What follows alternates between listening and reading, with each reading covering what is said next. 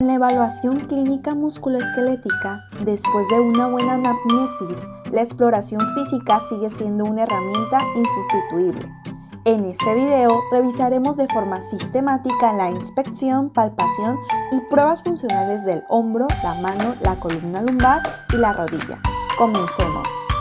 El hombro está compuesto por 3 articulaciones específicas y una articulación general: la esternoclavicular, acromioclavicular, glenohumeral y escapulotorácica. La exploración del hombro es esencial para detectar lesiones musculares, articulares o neurológicas. La inspección inicia desde que el paciente entra a la consulta. Se observa la simetría y uniformidad en sus movimientos al caminar. Los movimientos normales son suaves y naturales de manera bilateral. Los movimientos anormales se observan en un lado a sacudidas o alterados. Se debe examinar ambos hombros comparativamente, evaluando la piel, el color, lesiones cutáneas o tofos, deformidades o atrofias. Alineamiento. Se debe evaluar si los hombros están en el mismo nivel. Un hombro más alto o más bajo puede indicar contractura muscular, escoliosis o luxación previa. También se tiene que prestar atención al posicionamiento de la cabeza y la columna vertebral, ya que alteraciones posturales pueden generar compensaciones visibles en la cintura escapular. Asimetría. Es necesario comparar ambos lados cuidadosamente, buscar diferencias en el contorno muscular, prominencias óseas o formas en general del hombro. Una escápula más elevada, más desplazada con separación del tórax puede ser signo de la escápula helada, común en lesiones del nervio torácico largo. Atrofias. Inspeccionar si hay pérdida de masa muscular, especialmente en el deltoide, supraespinoso o trapecio. La atrofia del deltoides, por ejemplo, puede hacer más evidente la prominencia del troquíter y alterar el perfil redondeado del hombro. Lesiones. Buscar signos visibles de traumatismo o patología previa como cicatrices quirúrgicas, hematomas, eritema, abrasiones o edema localizado. Estos hallazgos pueden orientar hacia lesiones recientes o antecedentes importantes que deben explorarse en mayor profundidad. Por último, prestar atención a la postura antiálgica. Si el paciente mantiene el brazo en ligera abducción o lo protege junto al cuerpo, puede estar evitando el dolor debido a una lesión aguda o crónica. A continuación se lleva a cabo la palpación. Esta debe ser suave pero firme para transmitir seguridad al paciente. Es de gran utilidad la posición ahuecada natural de las manos, que permite medir la temperatura cutánea con las puntas de los dedos. El primer punto doloroso que se palpa es la articulación esternoclavicular. Esta articulación es inmediatamente lateral con respecto a la escotadura supraesternal y debe ser palpada en ambos lados. En condiciones normales, la clavícula sube por encima del manubrio del esternón y es sostenida en esa posición por los ligamentos esternoclaviculares e interclaviculares. La luxación de la clavícula suele manifestarse como desplazamiento medial superior. Para la articulación acromioclavicular se palpa lateralmente desde la clavícula unos 2.5 centímetros. Pedirle al paciente que flexione y extienda el hombro ayudará a percibir el movimiento articular. Esta articulación puede ser sensible a la palpación y tener crepitación asociada, secundaria a osteoartritis o luxación del extremo lateral de la clavícula.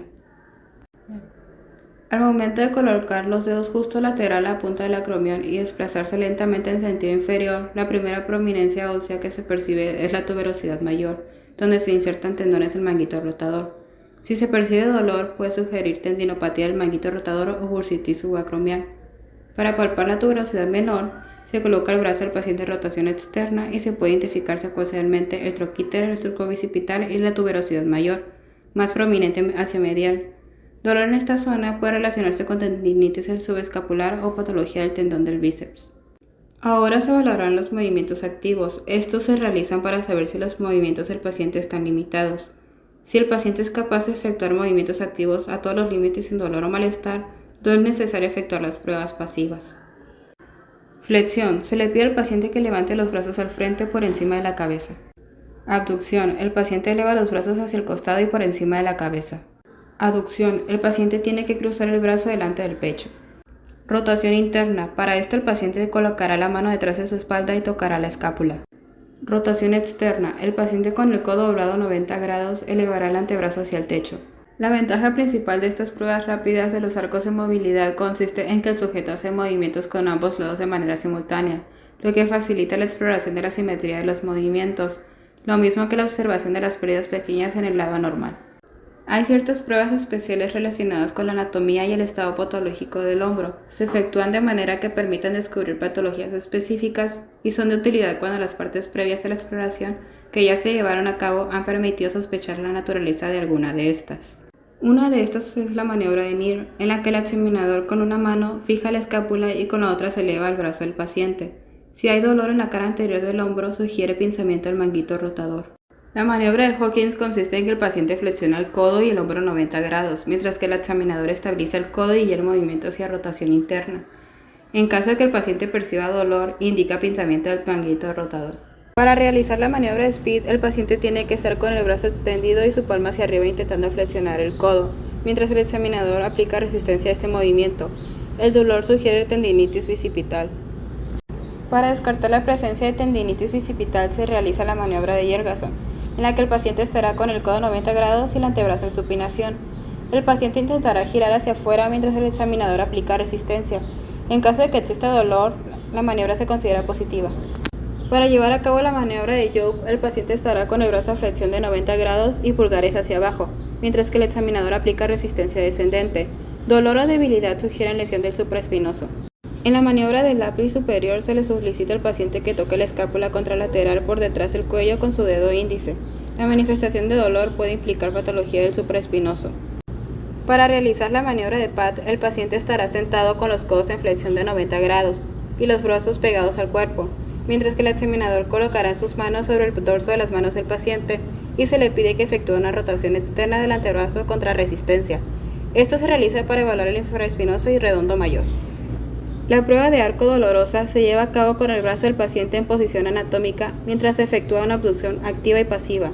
En abducción entre 140 grados y 180 grados puede aparecer dolor en articulación acromiocárdica. Ahora continuamos con la exploración de mano. La mano es la porción más activa de la extremidad superior y también la menos protegida. Por eso es altamente vulnerable y frecuentemente objeto de lesiones. La inspección comienza desde el momento en el que el paciente entra. Observamos el uso espontáneo de las manos y la simetría de sus movimientos. Después revisamos la estructura global de cada mano. Se le indica al paciente que extienda sus manos hacia enfrente mostrando primeramente la cara dorsal y después la cara palmar.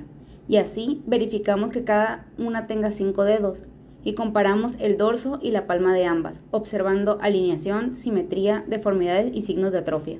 Si identificamos atrofia muscular localizada, puede ser signo de lesión crónica o compresión nerviosa. Si la atrofia se encuentra en la eminencia tenar, sugiere afectación del nervio mediano, como ocurre en el síndrome del túnel carpiano o en lesiones más proximales. Si la atrofia se encuentra en músculos interóseos dorsales, sugiere lesión del nervio cubital, como en el síndrome del túnel cubital o lesiones en la muñeca. Por último, inspeccionamos la piel y las uñas, buscando lesiones, cambios de color, tofos o alteraciones morfológicas como coloniquia o acropaquia. El siguiente paso de la exploración es la palpación. Se palpa simultáneamente la piel y las prominencias óseas. Evaluamos temperatura y textura, comparando ambas manos. La piel de la palma y de su superficie en los dedos es mucho más gruesa que la de la superficie dorsal, porque debe proteger los elementos subyacentes. Se evalúa la temperatura del dorso de la mano y la muñeca, utilizando el dorso de nuestra mano, para identificar cambios de temperatura en busca de zonas demasiado calientes o demasiado secas. Se pondrá atención especial en cualquier lesión, tumefacción o cicatriz que se observen durante la inspección. Se palpan huesos del carpo, metacarpos y falanges, observando dolor, irregularidades o desplazamiento. Las articulaciones interfalángicas se palpan en busca de nódulos, tumefacción, dolor o deformidades como puede ser el cuello de cisne, nódulos de Everden o de Bouchard. Después de haber realizado una adecuada palpación, pasamos a evaluar los rangos de movimiento. Evaluamos la movilidad de la muñeca y dedos, comenzando por los movimientos activos, es decir, aquellos que realiza el paciente por sí mismo, guiado por el explorador. Indicamos al paciente que realice flexión y extensión de la muñeca y desviación radial y cubital, es decir, el paciente con las palmas hacia abajo lleve los dedos lejos de la línea media y después mueva los dedos hacia la línea media. Posteriormente observamos los movimientos de los dedos, flexión y extensión en todas las articulaciones, abducción y aducción y oposición del pulgar. Se le indica al paciente que forme un puño con sus manos de forma continua y después abre y cierre el puño con los dedos extendidos de manera constante. Se comparan ambos lados, si hay limitación, se continúa la exploración pasiva. Ahora aplicamos maniobras clínicas específicas. Maniobra de Frankenstein. Solicitamos al paciente introducir el pulgar en la palma, cerrar los dedos sobre él y desviamos la muñeca hacia el lado cubital. El dolor en la tabaquera anatómica sugiere tenosinovitis de Carbain. Test de Squeeze. Comprimimos suavemente las articulaciones metacarpofalángicas. Si provoca dolor, sugiere sinovitis activa. Para evaluar fuerza, pedimos al paciente que apriete nuestra mano con fuerza moderada. Luego, evaluamos el mecanismo de pinza entre el pulgar e índice. Este mecanismo implica la evaluación de los músculos flexores, extensores, lubricales e interóseos. La O formada entre los dedos debe ser firme. Evaluar. Exploración de rodilla. En esta sección se explicará cómo realizar correctamente la inspección de la rodilla, evaluar sus rangos de movimiento, palpación adecuada y algunas maniobras especiales. La rodilla es la articulación más grande del cuerpo y funciona como una bisagra, permitiendo movimientos de flexión y extensión. Debido a su ubicación entre el fémur y la tibia y a su escasa protección muscular, es especialmente vulnerable a lesiones traumáticas. Inspección. La evaluación clínica de la marcha debe comenzar desde el momento en que el paciente entra al consultorio, ya que la forma en que camina puede ofrecer pistas diagnósticas sobre alteraciones en rodilla. Esta observación debe ser discreta pero atenta, permitiendo al médico apreciar el patrón del paciente sin influencias externas. Alineamiento. Primero evaluamos el alineamiento de la rodilla. Se le pide al paciente que esté de pie, relajado y descalzo, mientras que el examinador observa desde el frente y el perfil. Buscamos deformidades con genuvaro, donde las rodillas se separan hacia afuera, o genuvalgo, donde se tocan entre sí. También evaluamos desviaciones anteroposteriores como una hiperextensión evidente o una flexión persistente. Asimetría. Luego evaluamos la simetría entre ambas rodillas. Comparamos el contorno, volumen, forma y nivel de ambas articulaciones. Observa si una rodilla parece más prominente, inflamada o hundida que la otra, tanto en reposo como en ligera flexión. Atrofias. A continuación, valoramos la posible atrofia muscular, especialmente del cuádriceps. Se le pide al paciente que contraiga ambos músculos. Busca diferencias en el volumen muscular o hendiduras en un lado comparado con el otro. Esto puede indicar desuso o lesión crónica. Lesiones cutáneas o tofos. Finalmente, inspeccionamos la piel en busca de lesiones cutáneas o signos de enfermedades articulares como lo es la gota. Observa si hay presencia de cicatrices quirúrgicas, hematomas, heridas, enrojecimiento, nódulos, masas subcutáneas o tumefacciones. Los tofos pueden aparecer como nódulos blancos, duros y dolorosos, generalmente sobre la rótula o cerca de la interlínea articular. Una vez completada la inspección, evaluamos los rangos de movimiento, iniciando con flexión y luego con extensión. Los rangos pueden hacerse con el paciente sentado o acostado. En este caso, se realizará con el paciente sentado. Flexión. Primero evaluamos la flexión activa, pidiendo al paciente que lleve el talón hacia el glúteo. Una flexión normal alcanza 130 grados. Si el movimiento está limitado, puedes asistirlo de forma suave para evaluar la flexión de forma pasiva. El explorador toma la pierna y flexiona cuidadosamente la rodilla. Extensión. Para la extensión activa, pedimos al paciente que estire completamente la rodilla. Esto puede hacerse acostado o sentado con la pierna extendida. Una extensión completa es de 0 grados. Algunos pacientes sanos pueden presentar una ligera hiperextensión hasta 5 o 10 grados. Si el movimiento está limitado, se puede apoyar al paciente para realizar extensión pasiva levantando la pierna desde el talón. Después de haber hecho una adecuada inspección, sigue la palpación, la cual permite detectar signos de inflamación, dolor, derrame o alteraciones estructurales. El paciente estará acostado en decúbito supino para esta exploración. Cambio de temperatura. Comenzamos evaluando la temperatura local de ambas rodillas. Utiliza el dorso de tu mano y compara lado a lado. Un aumento de temperatura puede indicar inflamación, sinovitis, infección o artritis activa. Interlínea interna. A continuación, palpamos la interlínea articular medial, entre el fémur y la tibia. El explorador flexiona ligeramente la rodilla del paciente y palpa con las yemas de los dedos por la interlínea articular medial de cada rodilla. Si se percibe dolor y bloqueo articular, puede indicar lesión del menisco medial. La presencia de dolor, acompañada por rigidez matutina, deformidad articular, disminución del espacio articular y crepitación, sugieren artrosis. Una sensibilidad dolorosa y edema sugieren esguince del ligamento colateral medial. Y en caso de dolor más inferior a la interlínea medial, sensibilidad a la palpación, tumefacción leve y calor local, sugiere tendinitis o bursitis de la pata de ganso. Luego palpamos el polo superior de la rótula, el cual se encuentra en la parte proximal de la articulación. Esto se hace con el pulgar tocando la línea superior de la rótula. La articulación de la rodilla debe de estar flexionada. El dolor en esta zona puede indicar tendinitis del cuádriceps y bursitis suprarrotuliana. A veces también hay engrosamiento o líquido palpable. Ahora palpamos el polo inferior de la rótula, que se encuentra en la porción distal de la articulación, haciendo el mismo movimiento con el pulgar tratando de tocar los bordes. El dolor localizado aquí puede indicar tendinitis rotuliana, también conocida como rodilla del saltador. Finalmente, realizamos la maniobra del cepillo, una técnica que evalúa la superficie articular de la rótula. El explorador coloca el pulgar en el polo inferior de la rótula y el índice en el polo superior. También se puede realizar con ambas manos. Luego realiza desplazamientos suaves en la rótula en sentido proximal y distal, alternando ligeramente la presión. Si se perciben crepitaciones, chasquidos, dolor o sensación áspera, detecta signos de condropatía o desgaste articular. Es importante comparar ambos lados, ya que algunas crepitaciones leves pueden ser fisiológicas. Para finalizar están las maniobras especiales. En esta sección realizaremos maniobras que nos ayudan a identificar lesiones específicas de ligamentos, meniscos y evaluar la presencia de líquido intraarticular. Se le pide al paciente recostarse en la camilla en decúbito supino y el explorador se posiciona junto a la rodilla a examinar. Comenzamos con el test de bostezo, que evalúa la integridad de los ligamentos colaterales medial y lateral. El examinador debe realizar esta maniobra flexionando la rodilla del paciente en diferentes grados de flexión, desde los 0 a 30 grados. Con una mano fija en el muslo del paciente y con la otra aplicando fuerza en la pierna, primero mueve hacia lateral para probar el ligamento colateral medial, después mueve hacia medial para probar el ligamento colateral lateral. El signo es positivo si se encuentra dolor, aumento anormal del espacio articular y sensación de inestabilidad. Esto sugiere desgarro o ruptura total del ligamento colateral correspondiente. El siguiente es el test de cajón, útil para detectar lesiones en los ligamentos cruzados.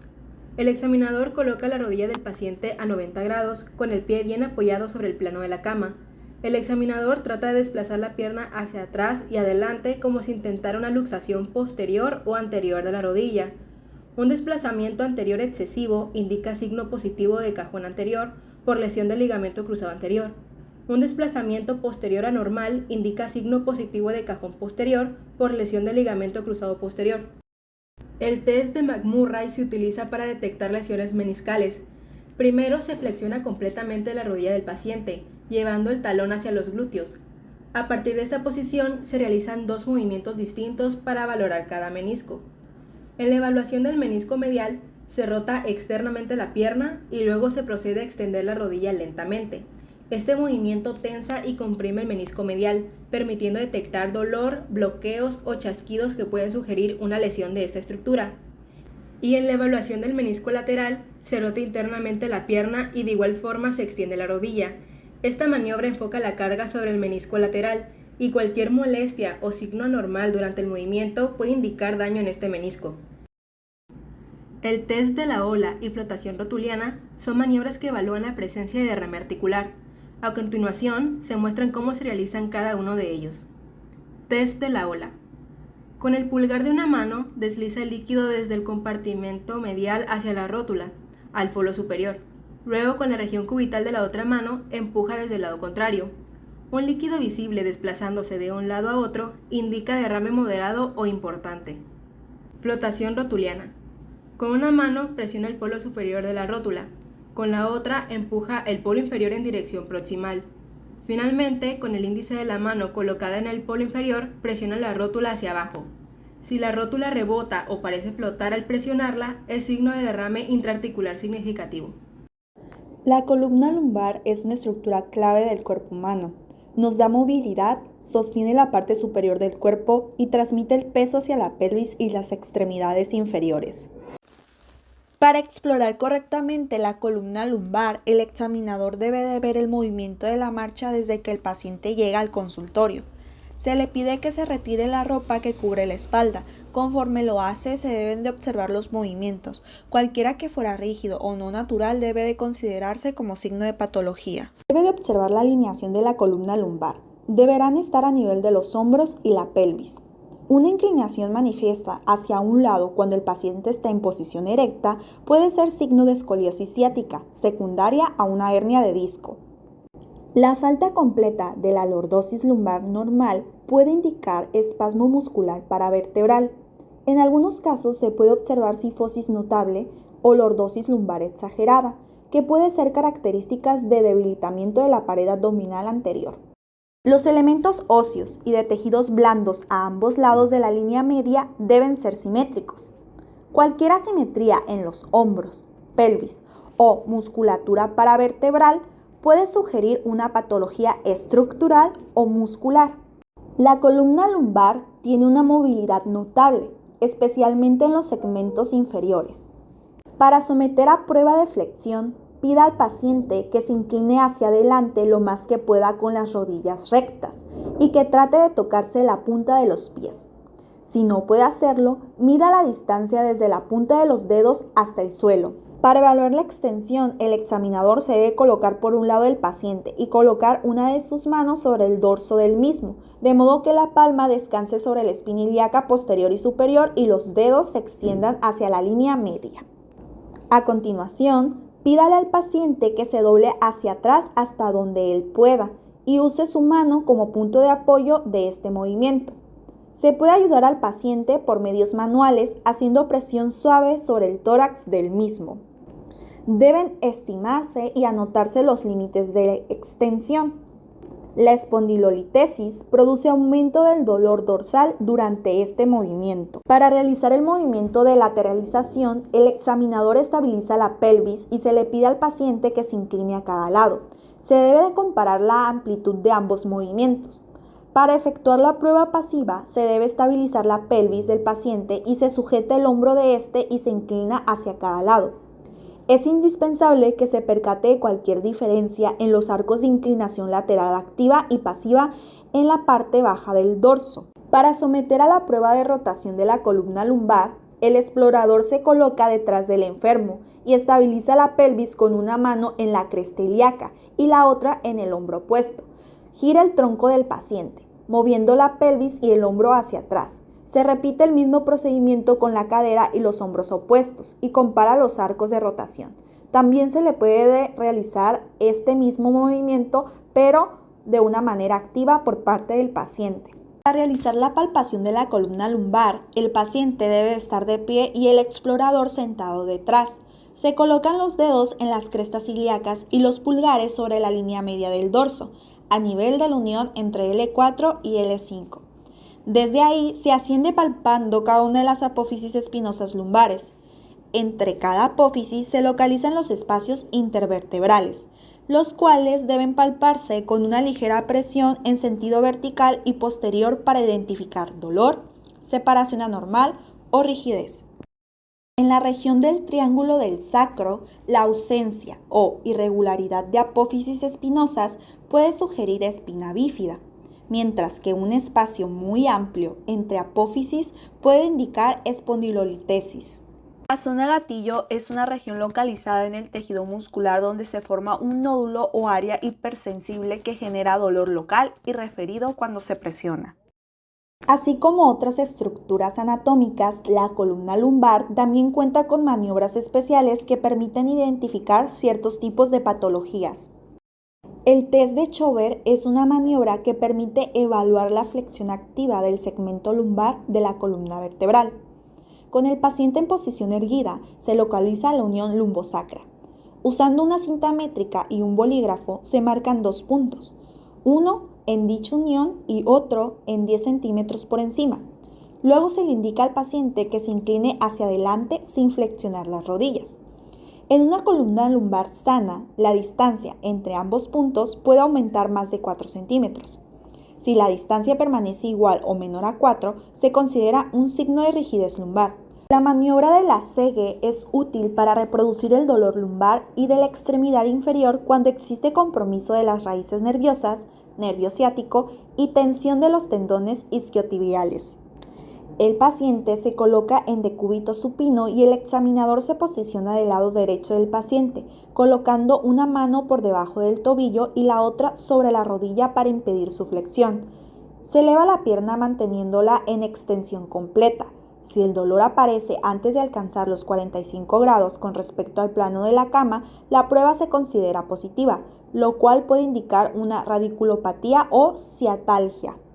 El test de Bragar se utiliza como complemento a la maniobra de la Segge para confirmar la compresión radicular entre L4 y S1. Primero se realiza la elevación de la pierna como el test de la Segge. Cuando el paciente manifiesta dolor, se desciende lentamente la extremidad hasta que desaparezca este. En ese momento se realiza una dorsiflexión del pie. Si esta acción produce dolor ciático, la prueba se considera positiva. El test de Favere o de Patrick evalúa posibles alteraciones en la cadera o en la articulación sacroiliaca. Con el paciente en decúbito supino, se coloca el pie del lado afectado sobre la rodilla contralateral, posicionando la cadera en flexión, abducción y rotación externa. Dolor en la ingle sugiere patología en la cadera o músculos cercanos. La maniobra de apertura y cierre permite evaluar la movilidad y estabilidad de la pelvis. Con el paciente en decúbito supino, el examinador coloca ambas manos sobre la parte anterior de las crestas ilíacas. Primero aplica una compresión hacia afuera y hacia abajo, que es la apertura, y luego una compresión hacia adentro, cierre. Cambios en la movilidad o aparición de dolor pueden indicar alteraciones en la articulación sacroiliaca o inestabilidad pélvica. La maniobra de Lewin se realiza con el paciente en decúbito supino, cruzando los brazos sobre el tórax. El explorador sujeta los tobillos mientras se le pide al paciente que se incorpore lentamente hasta sentarse y luego que retorne a la posición inicial. Si durante este proceso aparece dolor en la región lumbar, puede ser indicativo de patología vertebral a ese nivel.